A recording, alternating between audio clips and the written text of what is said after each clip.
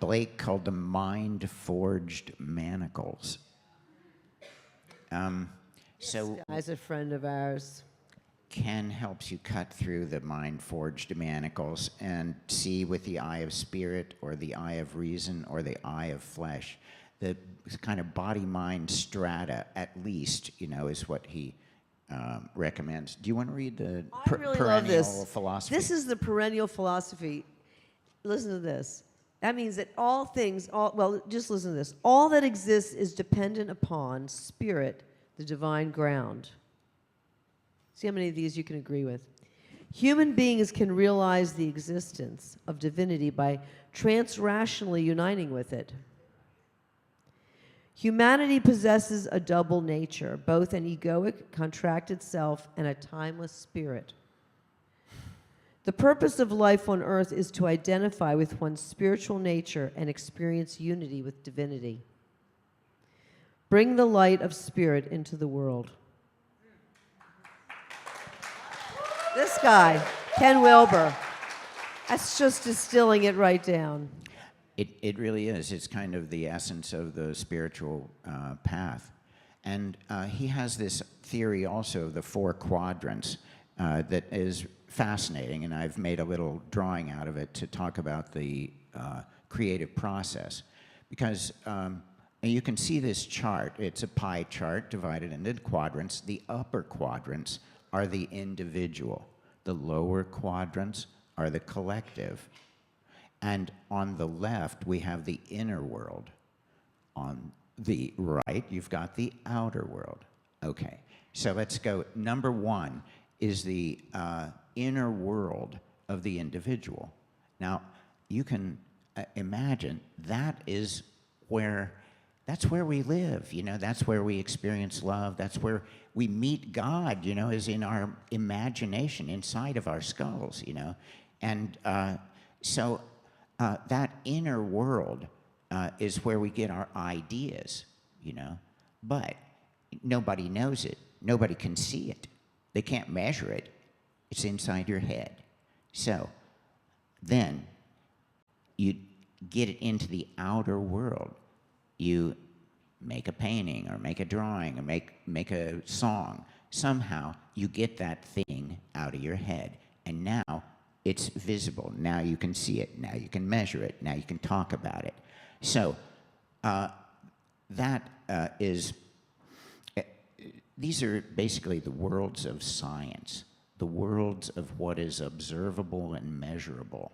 So now we go into the systems of the world, the collective, and that's the 3rd quadrant there. So you can see here he's printed up a T-shirt, made a postcard. Let's see, I'm having a show down the block. I posted on my website. On Instagram. Please like it.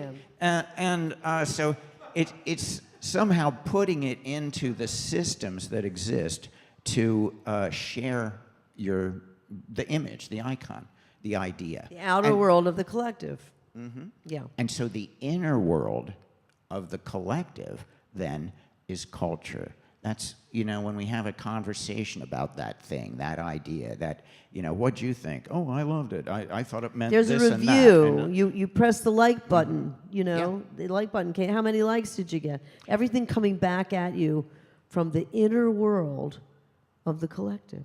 Right. So that becomes culture. That, the conversation that emerges under the image that you post on Instagram, that's culture, basically. And so that influences, then, the individual who comes back and they dream up a new thing, possibly influenced by that thing that they just had a conversation with last night.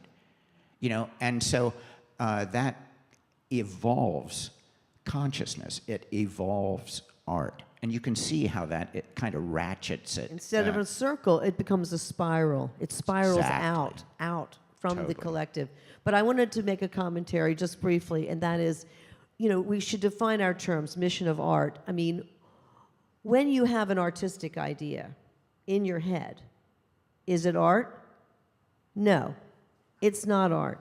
Art is 2 things. it's the intention of the artist that it be art. If the artist intends it, it's art, it's art. Doesn't matter if it's good art or bad art. In your opinion, it is still art if they intend it to be art. The second thing that it has to be is it has to have evidence. There has to be evidence. It's not something that exists in your head. It's something out in the world. This is why even conceptual artists, and I love conceptual art, exists as a paper that you put up, Lawrence Weiner, I mean, he became famous for writing his concepts and putting them in little frames and putting them around the gallery. This is art. It's conceptual art. So, but anyway, in quadrant 1, it is not yet art. And this is where some people get stuck. They get this image and they can't get it out. They haven't been able to successfully get it out. So they have to, find a way to do that. And that's a spiritual practice, really, in a way, is to get that art out. And then the second one, sometimes you get it in your studio, but you haven't gotten a show, or you haven't gotten your website done. You got these barriers, these obstacles between each quadrant that you have to leap over. And then when you do get it out, you got it in the collective. Did anybody buy anything? Did anybody write anything? Did anything sell? That is another leap that you have to make in that. So we feel like we know where we are. We're trying to get it out there. I've got to get that website. I got to get some reviews. I've got to get some sales. So then there's the next one, the collective, and that is what you were saying, and how people refer to it and mix it up in the collective. So we want to get reviews. We want to, Exactly. get It people helps talking you about it. analyze where you are in your